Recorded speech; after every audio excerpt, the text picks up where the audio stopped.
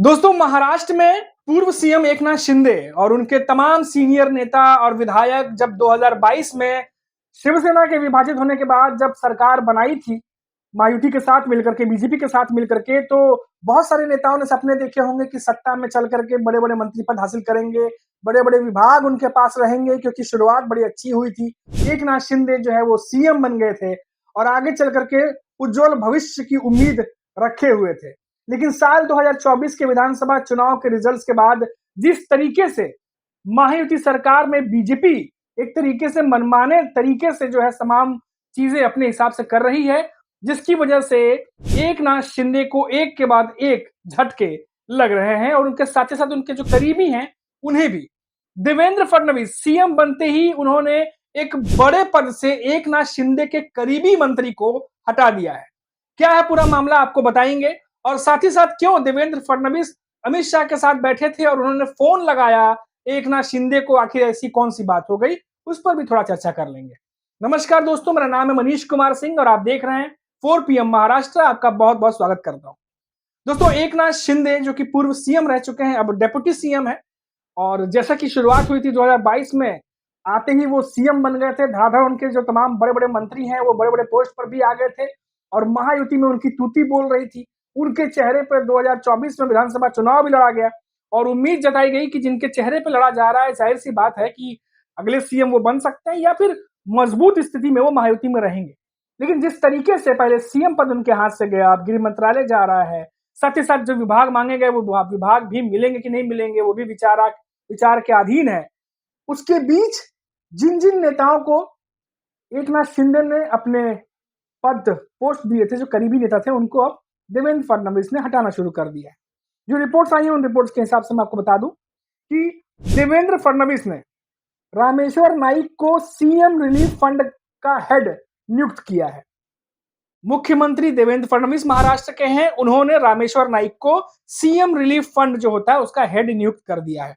इसके अलावा ये जिम्मेदारी पहले जो संभाल रहे थे वो थे मंगेश चिवटे, जिनकी छुट्टी कर दी गई है। मंगेश चिवटे एकनाथ शिंदे के बहुत ही करीबी बताए जाते हैं, उनके खास बताए जाते हैं, जिसको एकनाथ शिंदे ने, जिनको खुद जो है ये पोस्ट पर नियुक्त, सीएम रिलीफ फंड का जो हेड है उसके पोस्ट पर मंगेश चिवटे को एकनाथ शिंदे ने नियुक्त किया था।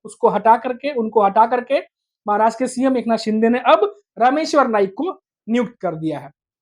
वहीं एकनाथ शिंदे के मुख्यमंत्री रहने के दौरान ये जिम्मेदारी जो है वो मंगेश चिवटे संभाल रहे थे। अब ऐसा माना जा रहा है कि तमाम अब ये जो सीएम रिलीफ फंड के तमाम जो लेखा जोखा होता है, तमाम जो कार्य होती है, अब वो रामेश्वर नाइक संभालेंगे। रामेश्वर नाइक जो है वो देवेंद्र फडणवीस के करीबी माने जाते हैं, यानी अपने करीबी को उन्होंने अब जो है वो सीएम रिलीफ फंड का हेड बना दिया है। तो ये जो है एक बड़ा झटका जो मुख्यमंत्री हैं देवेंद्र फडणवीस ने उनकी तरफ से अब डिप्टी सीएम एकनाथ शिंदे जो है उनके मंत्री को हटा करके दिया है। अब देखिए, लगातार बात हो रही थी कि जो सम्मान की बात होती है कि एकनाथ शिंदे के साथ जो तमाम नेता आए हैं, शिवसेना के तमाम जो विधायक आए थे, वो अपने सम्मान की बात करते हैं और पोस्ट और कैबिनेट में मंत्री पद को लेकर के हमेशा जो है वो डिमांड रखते रहते हैं। अब ऐसे में एकनाथ शिंदे, जिनका अपमान खुद लगातार हुआ चला जा रहा है, हम देख रहे हैं, अब वो किस तरीके से अपने पार्टी के नेताओं को सम्मान दिला पाएंगे, ये तो आने वाला वक्त ही बता पाएगा। क्योंकि देखिए दोस्तों, ये बात ऐसे ही नहीं कही जा रही। जानकार आप तमाम जो लोग हैं, आप पॉलिटिकल न्यूज़ देखते होंगे, खबरें देखते होंगे कि किस तरीके से एकनाथ शिंदे के हाथ से एक-एक करके चीजें चलती चली जा रही हैं। अब जो ताजा अपडेट आ रही है वो ये आ रही है कि बीजेपी नहीं चाहती है कि एकनाथ शिंदे नाराज हों और उन्हें खुश करने के लिए और नाराज ना हो इसके लिए उन्हें लोक निर्माण जो राज्य है या जो राजस्व विभाग है वो देने की बात हो रही है। लेकिन एकनाथ शिंदे जो है इससे बहुत ज्यादा प्रभावित नजर नहीं आ रहे। और आपको बता दें कि देवेंद्र फडणवीस अमित शाह की मीटिंग के बाद कॉल किया गया था एकनाथ शिंदे को, उनसे कुछ बातचीत हुई, जिसके बाद बीजेपी के जो महाराष्ट्र के इकाई के जो अध्यक्ष है चंद्रशेखर बावनकुले, उन्हें एकनाथ शिंदे के पास भी भेजा गया और इनके बीच में बातचीत हुई और कॉल देवेंद्र फडणवीस की तरफ से लगाया गया। विभागों को लेकर के एकनाथ शिंदे को कॉन्फिडेंस में लेने की कोशिश की जा रही है ताकि किसी भी तरीके की उनकी नाराजगी ना हो जाए। लेकिन एक के बाद एक जिस तरीके से चीजें हो रही है उसको देखकर तो यही कहा जा सकता है कि अगर शिंदे नाराज भी होते हैं तो क्यों ना हो, पहले वो सीएम रेस जो है उससे बाहर होते हैं। जबकि लगातार उनके मंत्री जो है वो बिहार मॉडल चाह रहे थे महाराष्ट्र में कि भर जो बिहार में जिस तरीके से बीजेपी ने मुख्यमंत्री बनाया, ऐसे महाराष्ट्र में भी किया जाए।